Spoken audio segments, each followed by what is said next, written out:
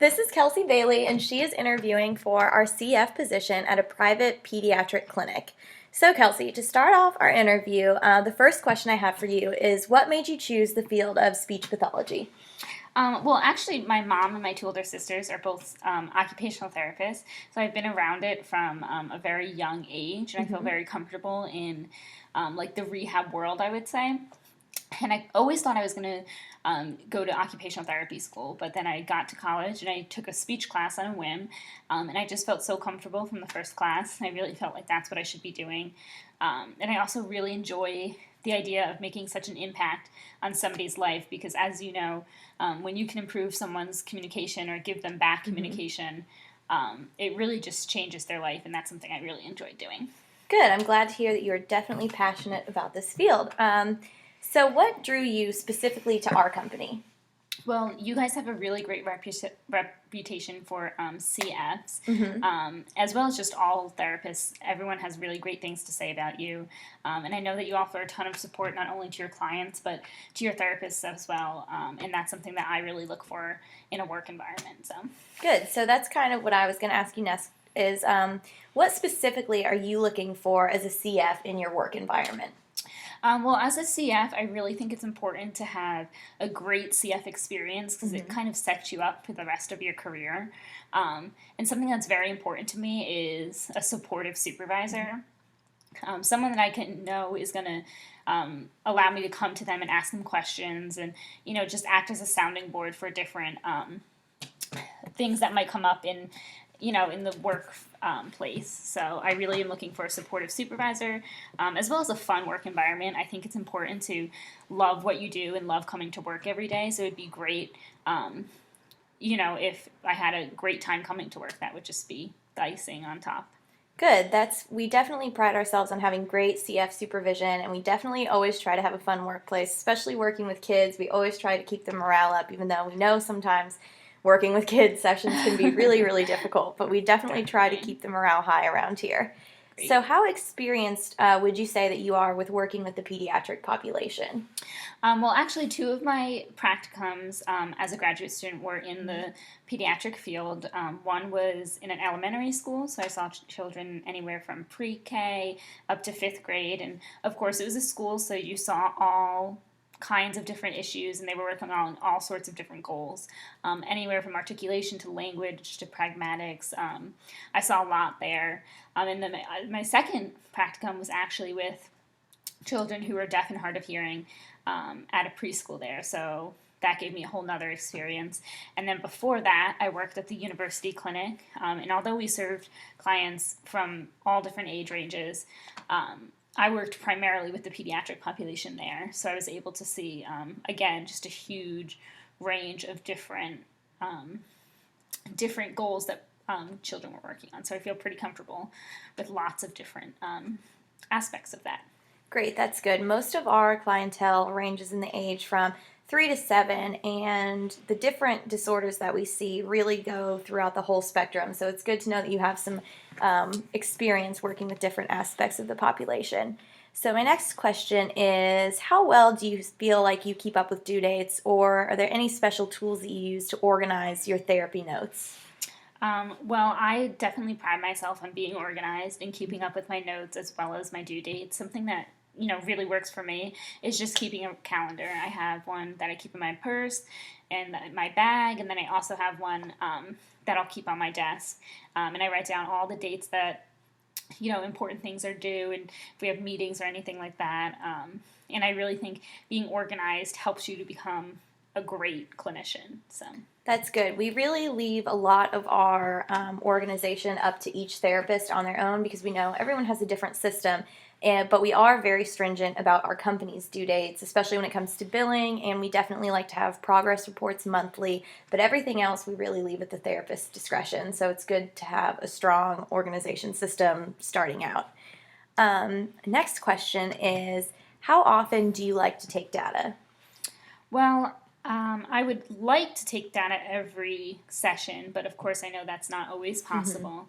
So at least once a week. I really think that keeping data is an important tool for us as therapists because not only can it show the parents that progress is being made if we're talking about pediatric population, but also for insurance and billing, it's really important to have everything documented. So Definitely. Billing, especially for a private clinic like us, it's really important to have all the information necessary just to show that what we're doing is actually valid, because we don't want to be in any kind of situation of auditing or someone questioning the validity of our work. So how do you feel about working with a physical therapist or an occupational therapist with some of our clients? Because as you know, we do work in partnership with PTs and OTs pretty frequently, especially with some of our more medically fragile clients.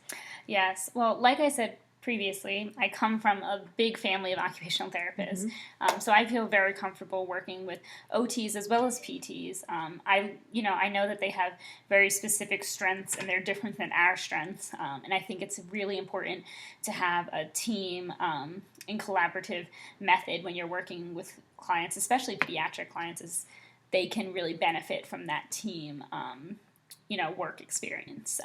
Definitely. We definitely try to use all three aspects of therapy that we can with some of our clients, because it really is the most beneficial situation for them. So what experience, if any experience, do you have with AAC devices?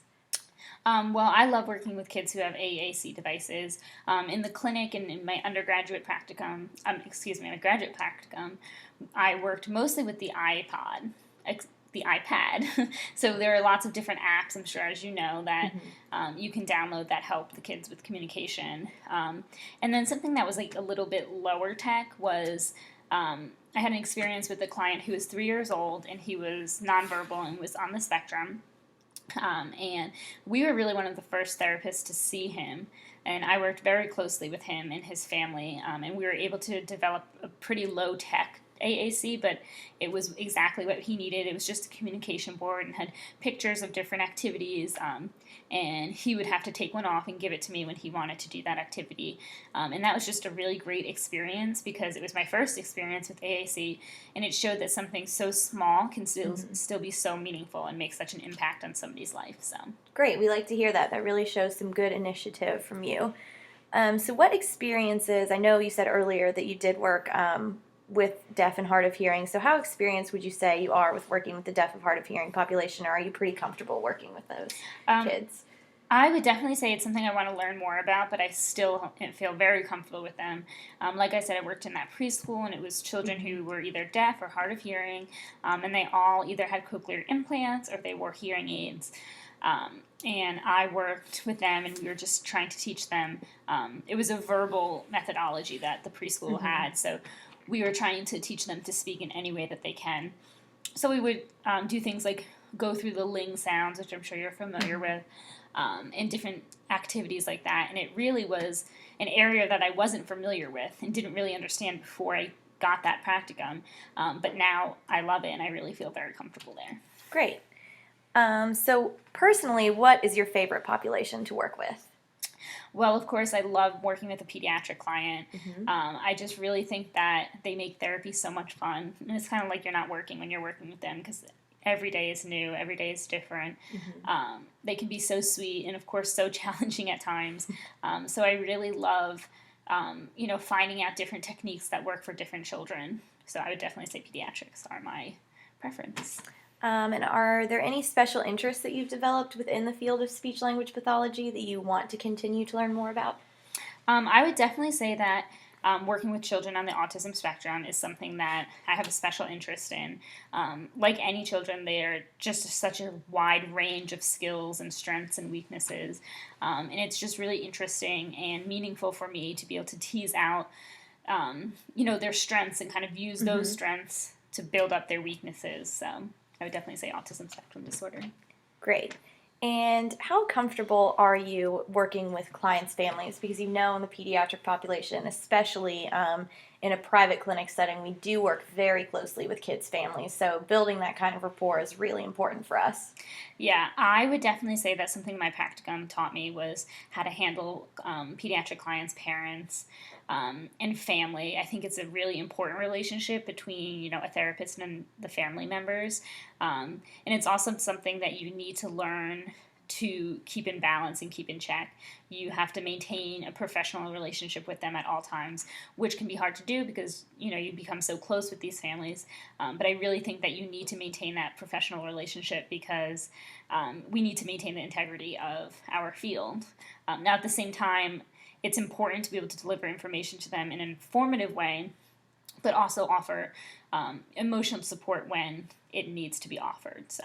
Great. I know it can be really difficult to run that balance between being too close with them, but you do have to be able to really be honest with them, and sometimes they really do just need that comfort, especially, sometimes they've never heard that their child may have anything kind of wrong with them, and sometimes we're the first people that are saying, your child really needs help with this, and so keeping a professional relationship with them is something we really value while also being very friendly and comforting to them.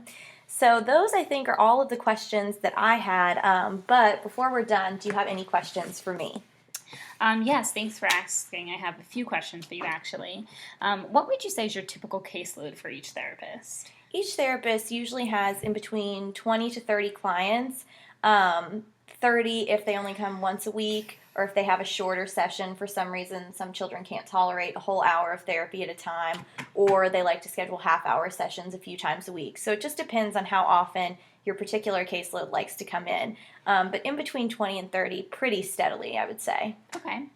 Now, what are your typical hours for your therapists? Typical hours are from 8 to 5 at our clinic, but some therapists do like to stay later and pick up extra hours, or they'll make special arrangements with clients to not have to miss a session. So we do keep the doors open until 6:30 or 7 in case appointments need to be made up, because especially for our billing purposes, it's really important that we do get to see our clients as often as we are supposed to.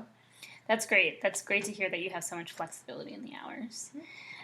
So what paperwork is required on a regular basis? On a regular basis, we do like to have a monthly progress report for parents, and we also like that to be kept in the client's folder, just for our personal references. We also like to have all copies of data put into the client's folder. So any data sheets that you do have, and we do require weekly data, those need to be in the client's files. And then any kind of special billing papers we'll let you know about on a case-to-case basis. Great. So what type of support is available for continuing education? We actually are really happy that we can offer so much support for continuing education. We will reimburse up to $500 a year of continuing education credits. We really like to see our clients getting out there and getting certified in different techniques and going to special seminars. So we really pride ourselves on continuing ed. Oh, that's really good to hear. I know there's a lot of interesting continuing ed options coming up in the next year, so that's good to hear. Definitely. What technology is available to me? Well, throughout our clinic, we have iPads available to each therapist because we know that that's really great for them to use, and it's something that families can purchase for their children too. So we really try to use things that can't just be used in just the clinic, but that kids can pick up and use at home. So we have iPads, and then we also have board maker software on all of our computers because we know a lot of therapists like to make their own tools. And again, that's something that can be easily sent home with kids. Great. Yeah, I love BoardMaker, so it's good to know that you have that available to me here. Yes, so is that everything you wanted to ask me? Yeah, that's it. Good questions, Kelsey, and we will definitely be in contact with you within the next week about this position. Great. Sounds good. Thank you.